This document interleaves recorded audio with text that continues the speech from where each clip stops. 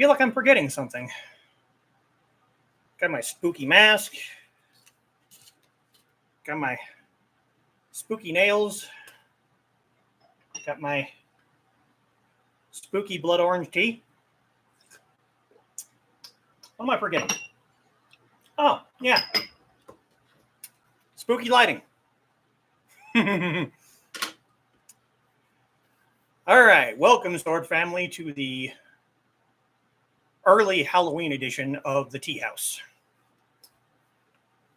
Tonight, we're going to talk about the Jiāngshī, or the Chinese hopping vampire. They might not be as prolific as the European vampires, but this is a channel about Asian martial arts, so why not talk about Asian mythological creatures? So first, what is a Jiāngshī? Like I said, they're also known as the Chinese hopping vampire. You usually see them dressed in Qing Dynasty official uniforms. They don't feed on blood. They feed on qi, or life energy. And the most important part is, as you can probably guess by their name, they hop. So why do they hop? You see, European or Western vampires can move pretty much the same as they do when they're alive. They walk, they might shuffle a little bit, but nothing really terribly different about that. But the hopping vampire, well, first, the actual definition of Jiāngshī is rigid corpse. They have rigor mortis has set in, so they can't bend their limbs. So they hop. So you find yourself in a situation where you're faced with a Jiāngshī. Oh, look at that. Our friend Kevin waving from the chat. Hi, Kevin. How you doing? So what do? Well, there's actually several ways to deal with Jiāngshī. Mirrors. And there's our other friend, Bryony. Hello. A lot of people. So if you happen to have a mirror on you, that's one way to scare them off, at least. Also, anything made of peachwood. If you have a peachwood practice sword, you could probably do a fair bit of damage against the Jiāngshī. They also don't like the Bagua symbol. So if you have one of these, that is both a Bagua and a mirror, you're probably going to be doing pretty well. They also are fairly OCD about counting. So if you have coins or pretty much anything, just toss them on the ground behind you and they will have to stop and count them. So that's always good.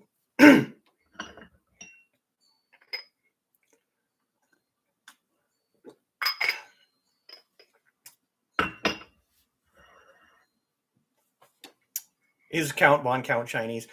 Um, well, he moves too well to be a Jiāngshī, but there's, glitter bombing. Glitter bombing a Jiāngshī would work surprisingly well. Because one, if the glitter is reflective, and then there'd be the counting aspect. So yeah, glitter bomb would be an amazing idea.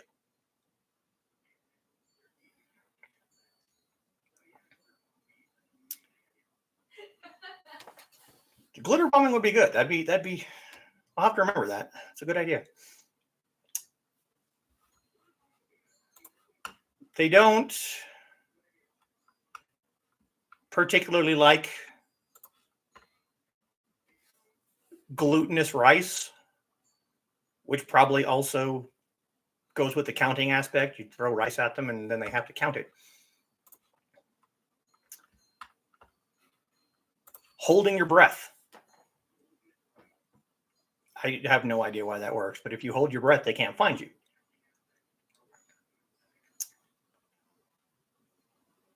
Also, just run away. They hop. They're not terribly mobile. Just leave.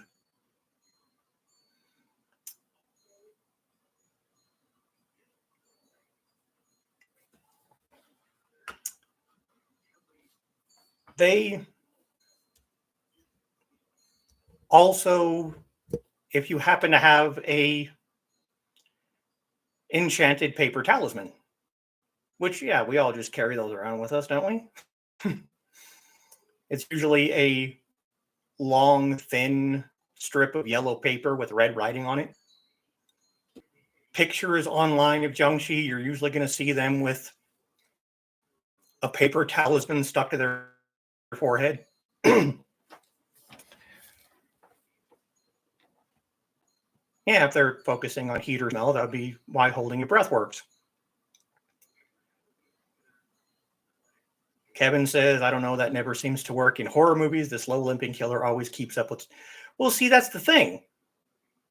You're talking about over here in the West.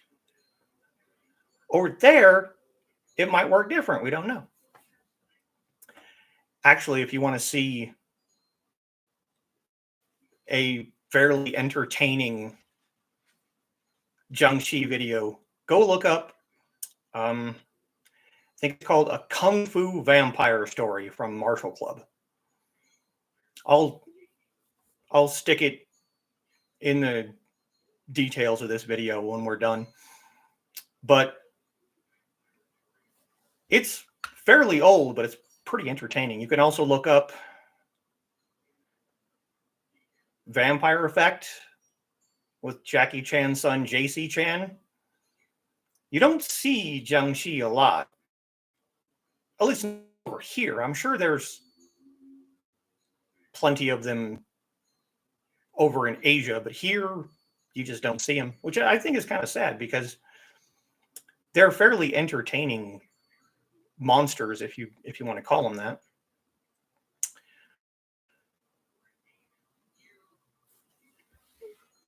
Let's see what else.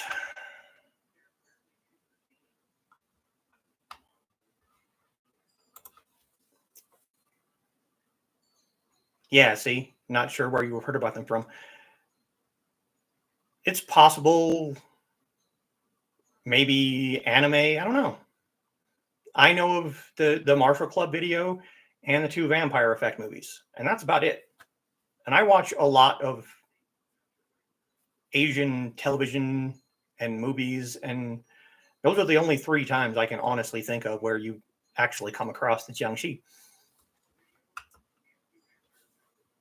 And there are feng shui coin swords.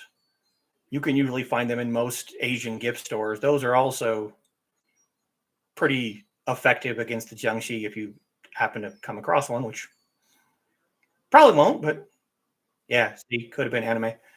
It's rare, but At least over here, it's rare. So now you've gotten the hopping vampire staring at its reflection and counting glitter. So what next? Well, I would suggest finding some place that has a lot of light, because they're obviously nocturnal creatures like most monsters are. So as far as I know, sunlight does not kill Jiāngshī like it does Western vampires. They just go back to sleep when the sun comes up. I might have to go back and look that up. Maybe it was on Lost Girl. I don't remember, but I guess it's entirely possible. But once you've gotten them away or occupied, yeah, go find some place bright with a lot of people. Because if nothing else, you're going to at least have some backup from other people if they're not too terrified to actually help you.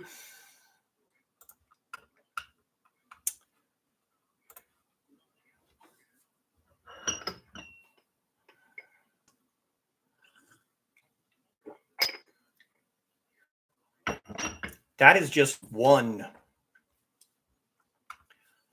of the multitude of Chinese mythological creatures that are out there. It was in one of Patricia Briggs' Alpha and Omega books where some werewolves were talking about why there weren't more Asian werewolves, and the other character basically said something along the lines of Asia has its own monsters to deal with. You got your Jiāngshī, you got Yao Guai, you got hungry ghosts.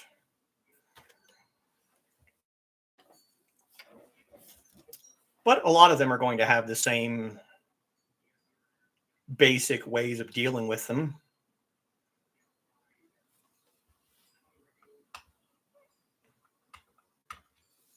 Can't see anything on Wikipedia's list of Jiāngshī in fiction that, yeah, is there anything on there? Let's see.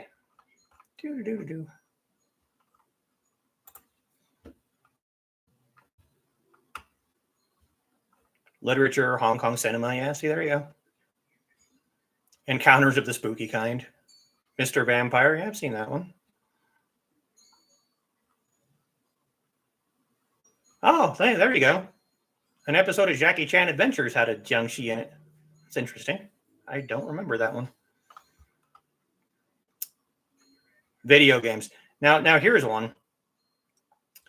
If you go, anyone who's played the game Sleeping Dogs, which was originally supposed to,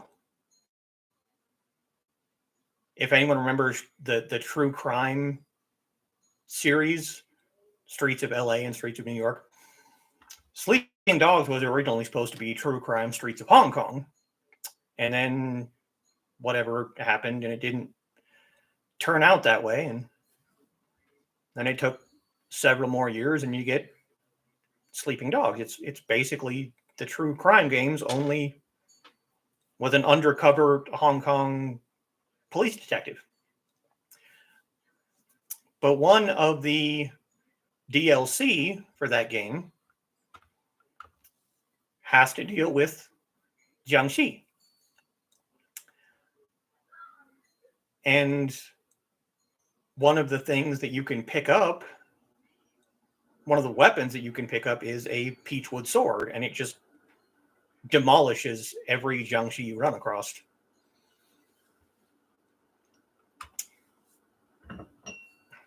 Have some more tea. Yeah, you don't have to send a list over Discord. I found it. How's my tea? My tea is. I'm actually a little surprised on that one. I didn't know what to think when I first saw blood orange tea, but it's actually not bad. Now that's the other thing. Like I said before, Jiāngshī don't feed on blood. They feed on qi. They feed on life force. Very much like Bo from Lost Girl. They might bite you as a defense or an attack, but they're not going to be biting you to feed on you. So a lot of your, wear a gorget around your neck or wear armor so that they don't have anything to bite. That's not going to work. Unless you're covered from head to toe and don't have any skin showing, Jiāngshī is going to find some way to feed on you if it catches you. So now you're holed up in a bright area with potential other people. Now the best course of action is honestly wait it out, wait until sunrise. Try and keep the Jiāngshī at bay until the sun comes up, and then they're just going to go back to sleep. And then you get to go about your day wondering what's going to happen when the sun goes down again. But at least you'll have your daylight hours free. Okay. Is there anything that anyone wants to ask about any other supernatural creatures that you're aware of? I know a fair bit about Jiāngshī and hungry ghosts and things like that, but a lot of other creatures I might have to look up, especially if they're not central to like mainland China and Hong Kong.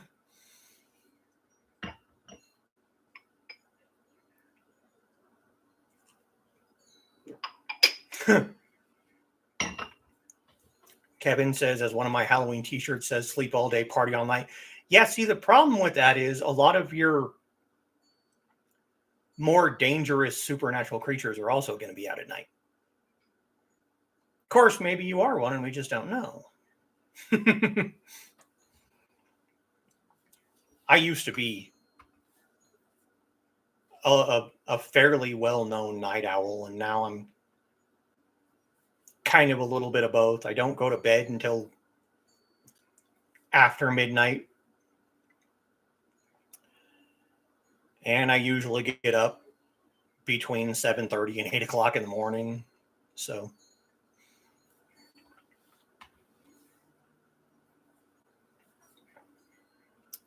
still trying to think of where I would have heard of them because now it's bugging me. Yeah, see, that's the thing. There's really not a whole lot of media. I don't think I've ever come across a Jiāngshī in a book. At least not that I know of.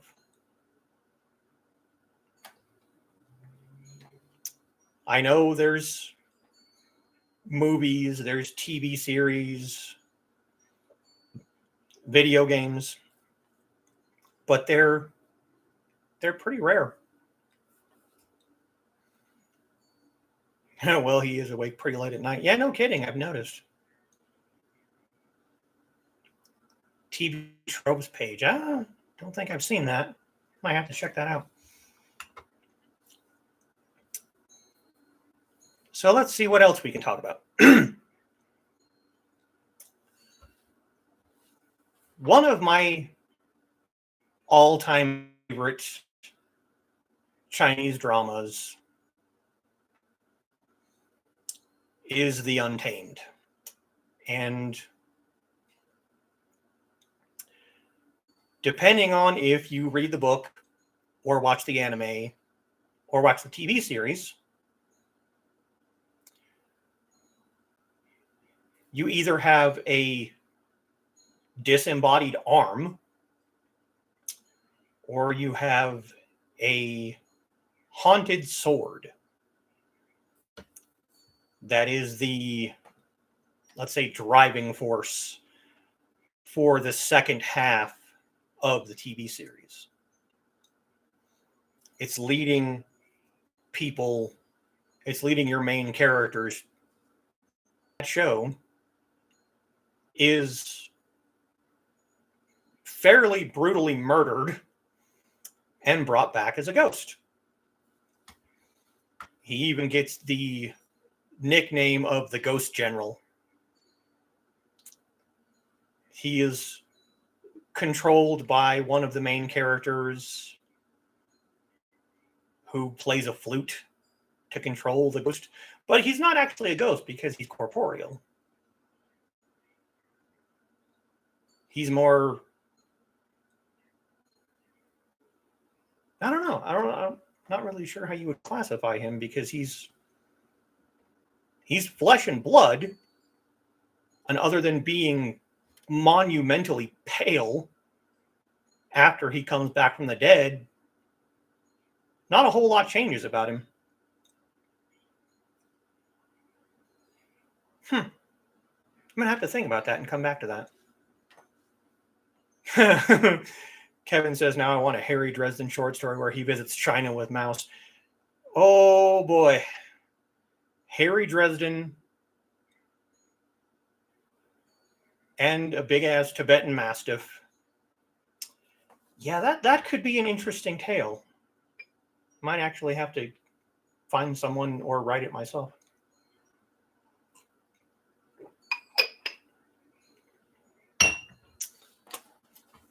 All right, we can talk about Hungry Ghosts. Hungry Ghosts are an entertaining. Hungry Ghosts sound like a power ballad. You're not wrong.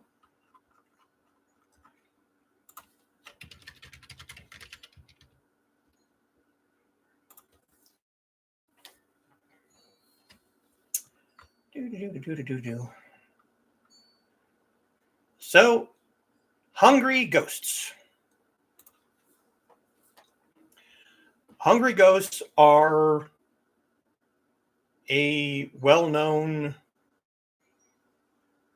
spirit, I guess, in Buddhist mythology, Buddhist religion. They are driven by an intense desire for something. It's not always food, despite them being called hungry ghosts. They just revenge, money, power. It doesn't really matter. They're always going to be driven for that thing. That's actually probably a better description of the Ghost General as a hungry ghost. Because, again, they're not always... I mean, they're usually spirits. I guess the sword or the disembodied arm from the Untamed is really a better representation of a hungry ghost. I think Ghost General... Yeah, that's going to bug me. I'm going to have to... Oh, let's see. Quite possibly the basis for the little-known Asia-based Jade Vampire Court mentioned in Dresden Files. It's been a while since I've read Dresden Files. I might have to go back and look that up. I remember the Red Court. I remember the White Court. But, again, these are, Western. The only thing that I can really think of from the Dresden Files that is actually based in Asia is Mouse. He's a temple dog. He's a guardian. everything else that they run across, at least from what I can remember, is Western. And don't even get me started on that single season TV series. That was, I mean, when I first watched it, it was good. But after reading the books, it's actually fairly terrible once you actually, know the characters. And don't get me wrong, Paul Blackthorne did an awesome job playing Harry Dresden with what he had to work with, which unfortunately wasn't much. If you're noticing my light over here change color, that's all Foxy's doing back there. We have a smart light in our hallway, and it changes colors. Yeah, don't even think I managed to watch it. I watched it while it was airing. And yeah, Paul Blackthorne did a good job. He also did a good job in Arrow. But once you've read the books and you go back and watch that show, it's pretty awful. And I kind of understand why it only lasted a season.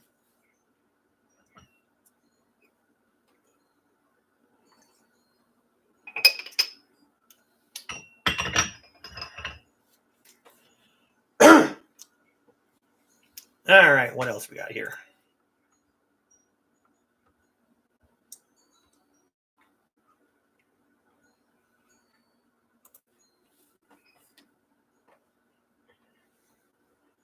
Long before I read any of the books. Yeah, actually, I don't remember it much because I haven't watched it since reading the books. Yeah. The thing that sticks out in my head the most, and I honestly don't know why, it might be because I am a hockey fan, but the Harry Dresden using a hockey stick as a wizard staff. That just sticks in my head for some reason. I don't know why, but it does. And it drives me a little bit crazy. Because in the books, he had a wizard staff, he had a wand, he had his enchanted bracelet.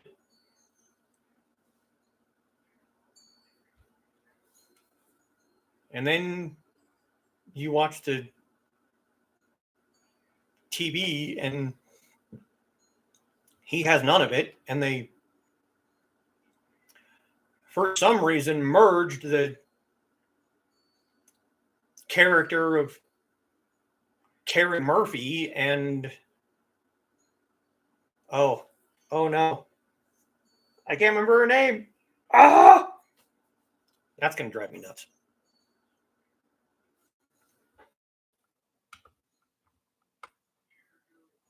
Oh, I feel bad now. I can't remember her name. His first girlfriend, whatever the hell her name was. They merged those two characters into one character and basically made some weird mashup of the two women in Harry Dresden's life. And then you had Bob, who in the books was just a spirit in a skull. But in the TV series, he had a body, looked like Mr. Belvedere. Yeah, I think you're right. Susan Rodriguez. I think something like that.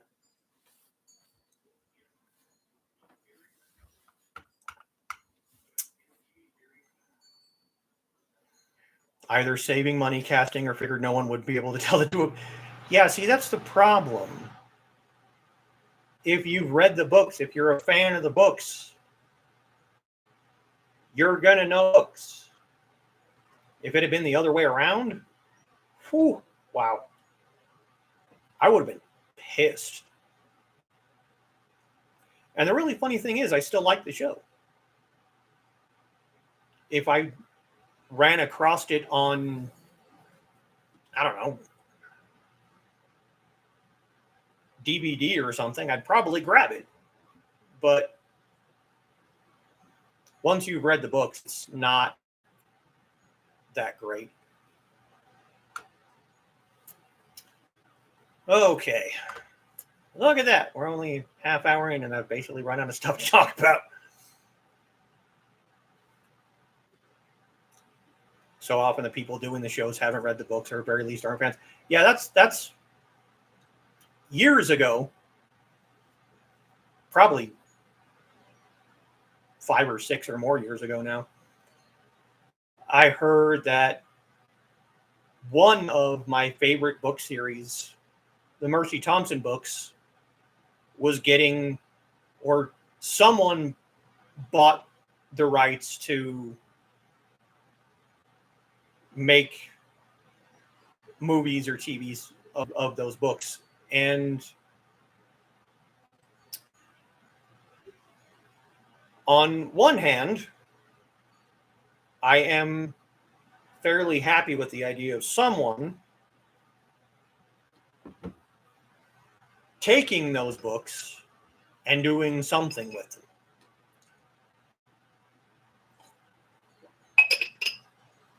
On the other hand, I'm terrified of what they're going to do, because the Mercy Thompson books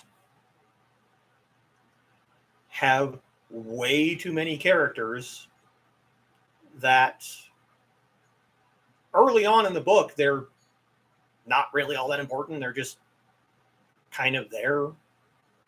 But later on, they become pivotal parts of some story or another.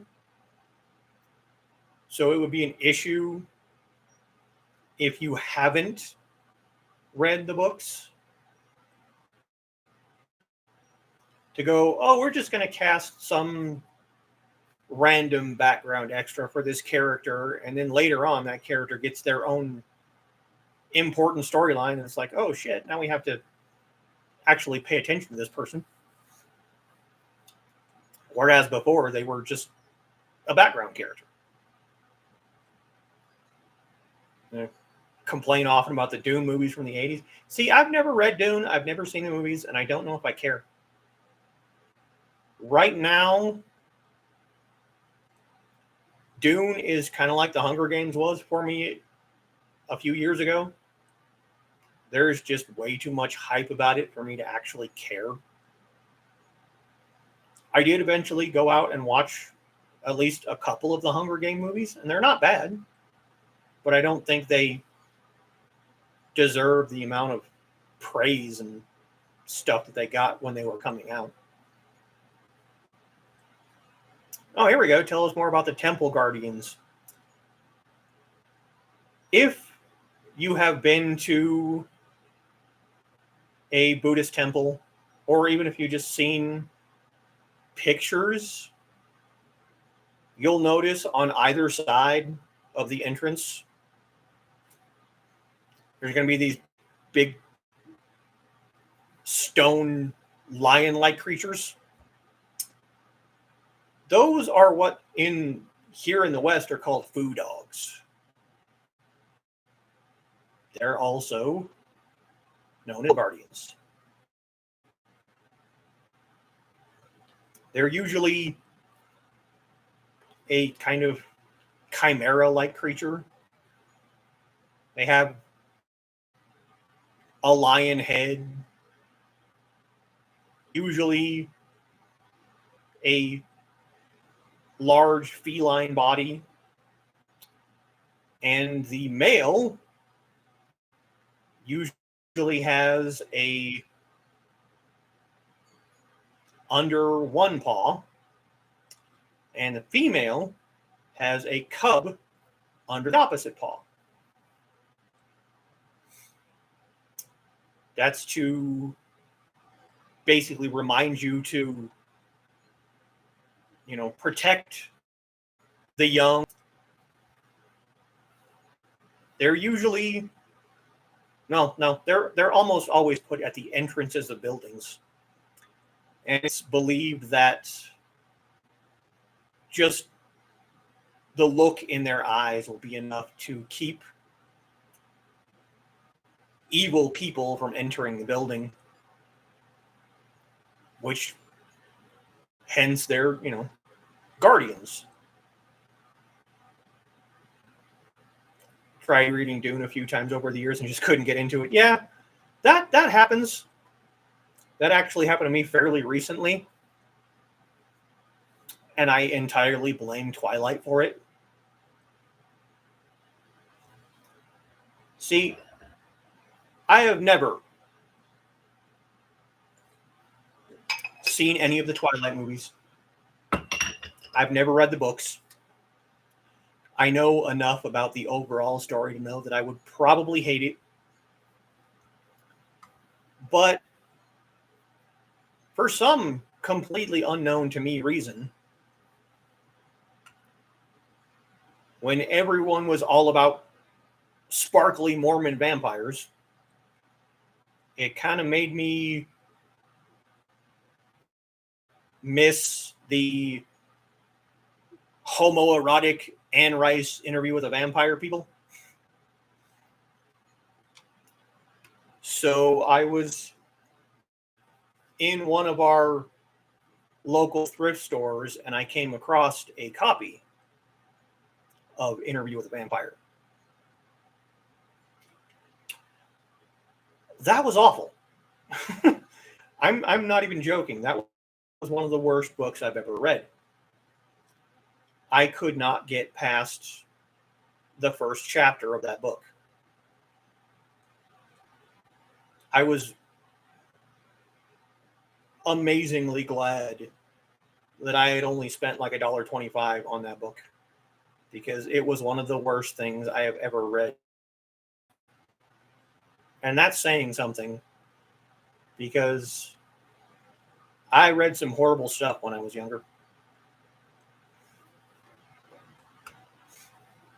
I also think it would be entertaining to see a celebrity death match or Death Warrior style matchup of a Western vampire and a Jiāngshī.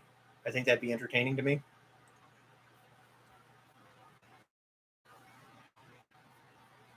Haven't even watched the Cinema Theory videos talking about Twilight. Yeah, don't.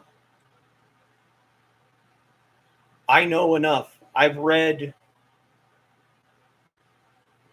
basically, the Cliff Notes of Twilight, just because there were so many people saying, oh, how can you hate it so much if you don't know what it's about? So I read Cliff Notes and I'm like, yeah, I still hate it. Years ago when we had a roommate, him and his girlfriend at the time went out and rented the first movie, and him, his girlfriend, Foxy, and Foxy's brother all sat out in my living room, in this room right here, and watched the first Twilight. And I went back in my bedroom and watched, what did I watch? I watched Maximum Overdrive. That movie is a stark example that Stephen King can write really, really awesome books, but don't ever let that man direct a movie based on his own work, because that is the campiest shit I've ever come across, and I love it for that. But it's just, it's bad. There's bad movies that are entertaining. Most of the earnest movies are kind of so bad they're good. And then there's just bad movies. Just remember, without Twilight, there'd be no 50 Shades. Yeah, exactly, Foxy. That's not a selling point. Yes, for those who don't know, 50 Shades was originally a Twilight fanfiction. Yeah. 50 Shades would be an episode of Criminal Minds if he wasn't rich. Yeah. I wish I could remember who said it, because this is an awesome, awesome quote.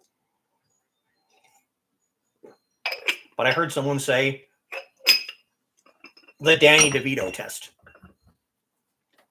The Danny DeVito test is, would the story change in any way if you traded out the male character for Danny DeVito. Think about that for a second. Christian Grey is now Danny DeVito. 50 Shades is now an episode of like Special Victims Unit. Yeah, still read. There's some pretty good fan fiction out there. I'm working on a couple of stories myself that I've been working on for 3 years, and I keep deleting them because I am my own harshest critic. See, going back to what I was mentioning earlier,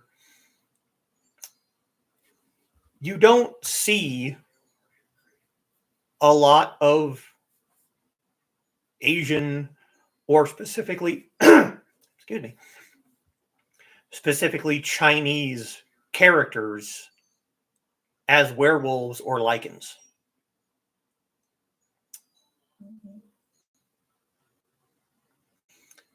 The only one I can think of is half Chinese, and that's in the Mercy Thompson books. And Foxy and my friend Nick basically gave me the advice of, if you can't find it, write it yourself. So for the past year and a half, 2 years, I have been writing a Chinese wolf shifter book. And I am so critical of my own work that I keep basically deleting the whole thing and starting over again, which is why I've been working on it for 2 years. Might be more likely to watch it if Danny DeVito was in it.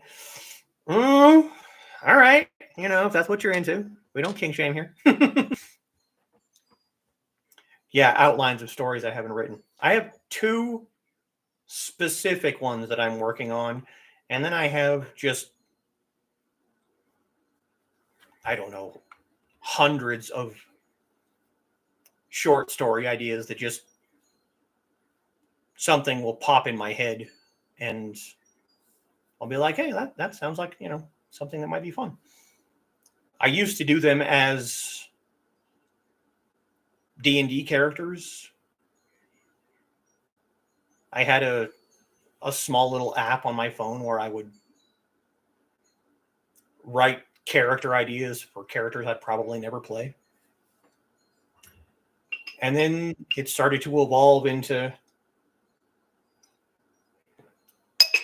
actual stories. My Chinese wolf shifter is fairly different from any other werewolf book I've come across. And that is probably to its benefit and detriment at the same time. Because if I was writing based off, someone else's work, which is what I'm doing with the other one I'm writing, not really into Danny DeVito, but then it would be a comedy. It would be. Picturing Danny DeVito in 50 Shades, and my mind keeps screeching to Penguin and Catwoman. Oh, well, we do all know that one scene from Batman Returns, don't we? If I was writing off of someone else's work, it'd be a lot easier to just let it go. But I'm basically building my own world, and that takes time. But since it's my book, and this is my channel and my stream, now what the hell?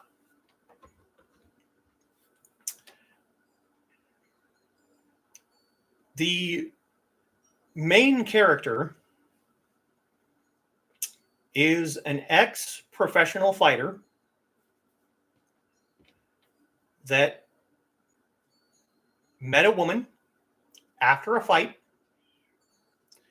They went back to her hotel room. They had sex. Yes. There are 2 sex scenes in this story. Early on in this story. And then it never happens again. So if that's not your thing, just skip that chapter. They have sex. He wakes up in the morning, overhears a phone conversation, misinterprets said phone conversation, goes to leave to avoid the awkward one-night stand next morning.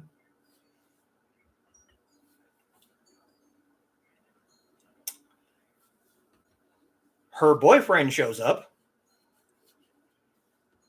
who also coincidentally is the person that he beat in the fight the night before. They get into a fight again, and main character rips his throat out. He takes off, leaves the hotel, and turns for the very first time, and has no idea what's going on. So he goes to the only person he can think of for help, who is his older brother, who he hasn't spoken to in 15 years.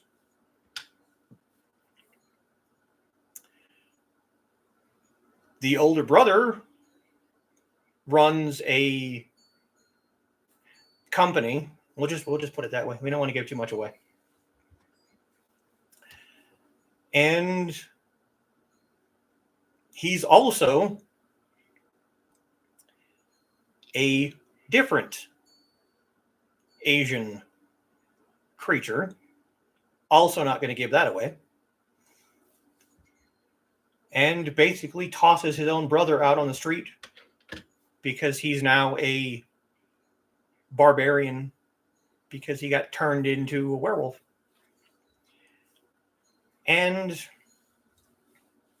this all happens in flashbacks in the first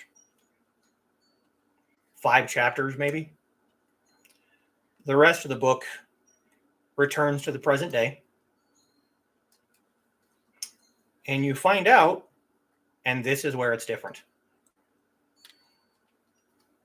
Only the female shifters can turn other people.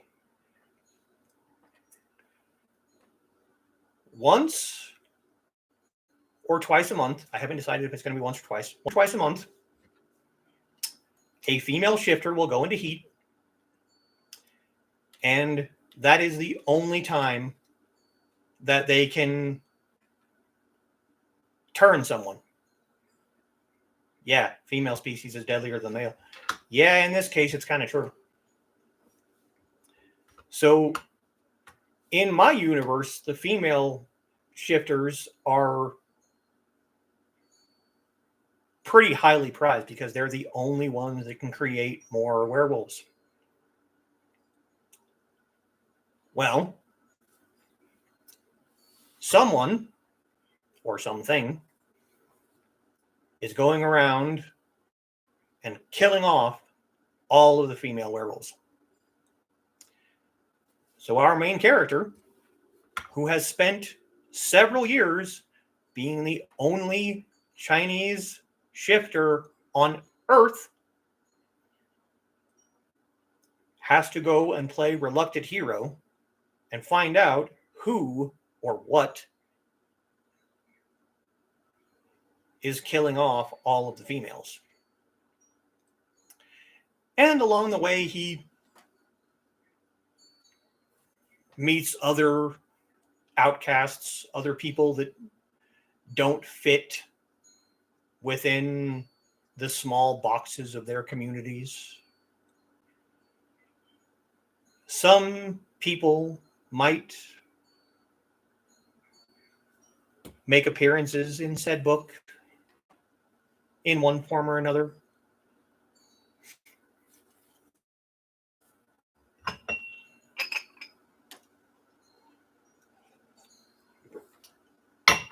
And by the end of the book,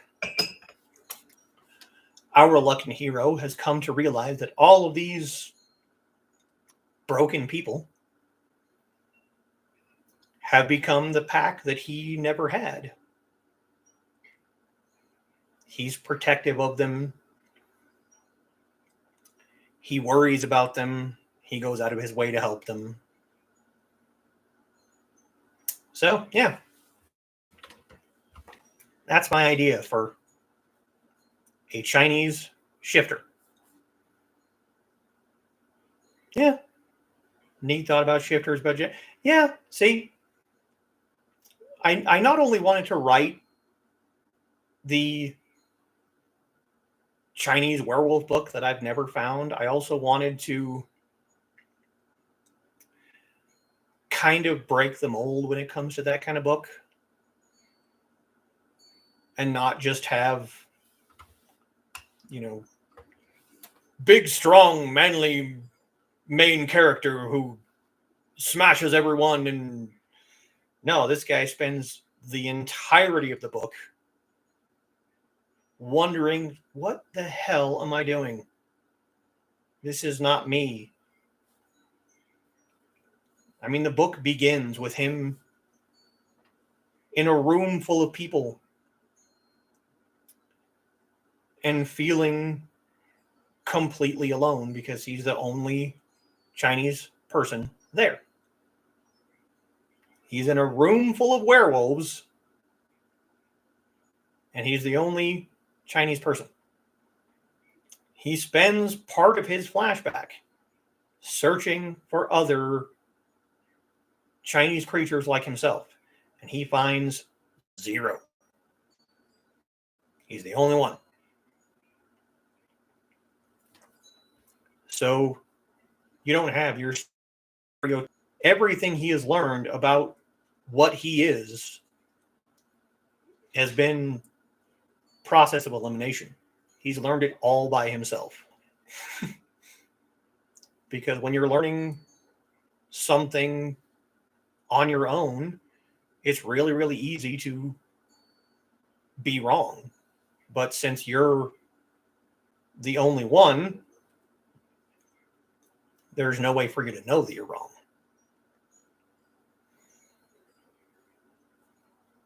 And you have a female character that's not the damsel in distress that's going to keep... I mean, yeah, she's being hunted down. Someone's trying to kill her, but she's more than capable of defending herself, as you find out several times throughout the stories. She gets in more fights than he does. And she wins. Handily. They do kind of... I mean, he kind of teaches her how to fight a little bit, because that was kind of his whole world before he got turned, and then he killed a guy, and he had to disappear a little bit. Changed his appearance slightly and started going by his very ethnic birth name instead of the name he was going by before. And even then, people will be like, hey, aren't you? No, I'm not. I get that a lot. That's not me.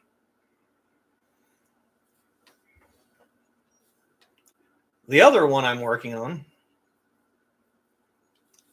I guess, kind of fits within the spooky vibe we have going on here.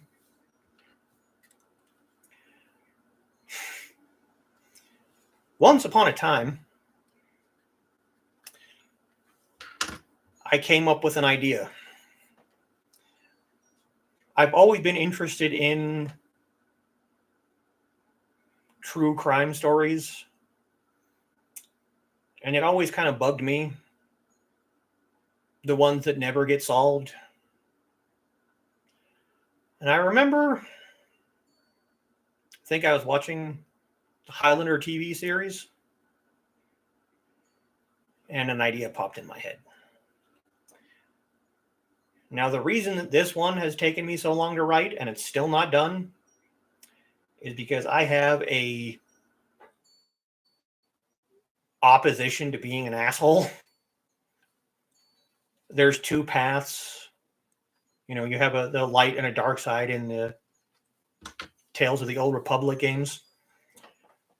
I will finish a game being a bad guy, but it takes me a long time. And that's the biggest problem I'm having with this second story. What if Jack the Ripper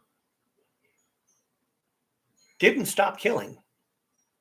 What if Jack the Ripper, when he left his final victim's house, was shot and robbed and woke up as an immortal?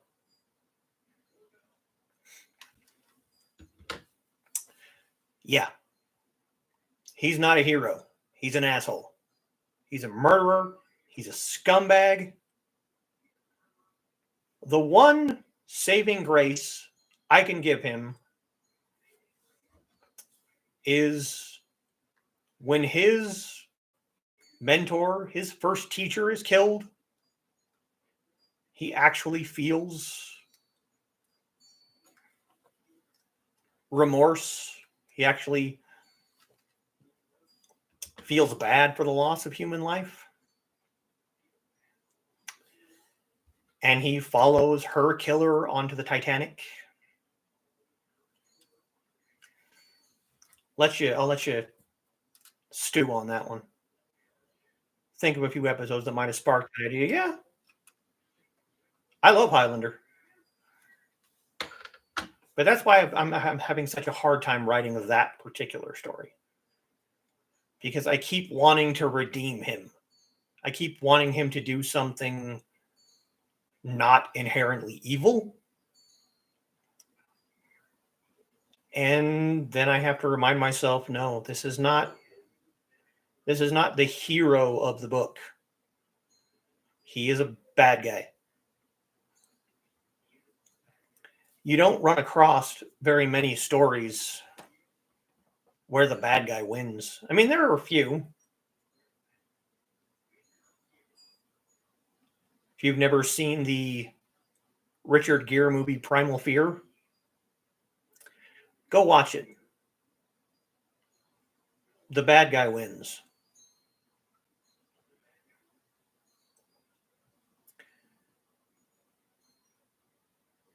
And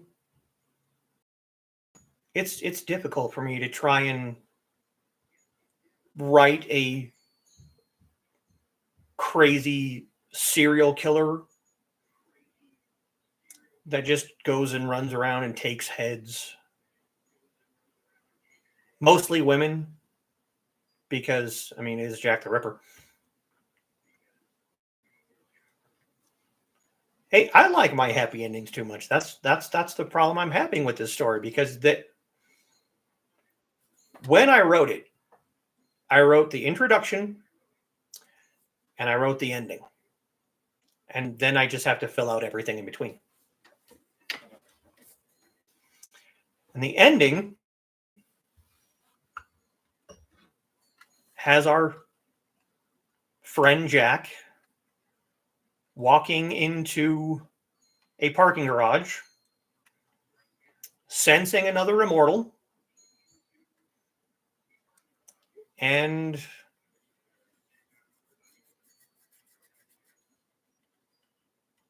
he turns around and hears, "I am Duncan MacLeod of the Clan MacLeod, and I've been looking for you for a very long time." Fade to black. That's the end. Now, anyone who knows anything about Duncan MacLeod, what's going to happen to Jack the Ripper at the end of that book?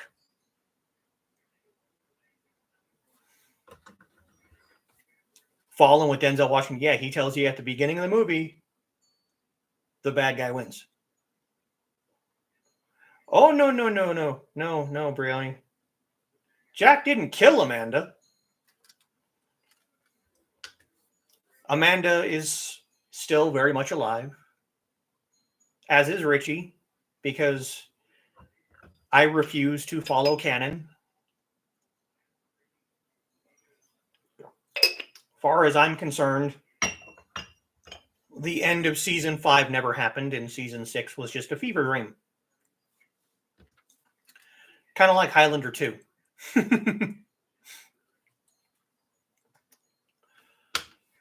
But we've gone over our hour so far. So I think this is probably good enough for today. Talked a little bit about Chinese mythology, talked a little bit about various other things. So I think we'll call it there for today. I'll see everyone in 2 weeks. Enjoy the rest of your weekend. Go out, get candy. Don't go to cars, go to houses. Get candy after dark.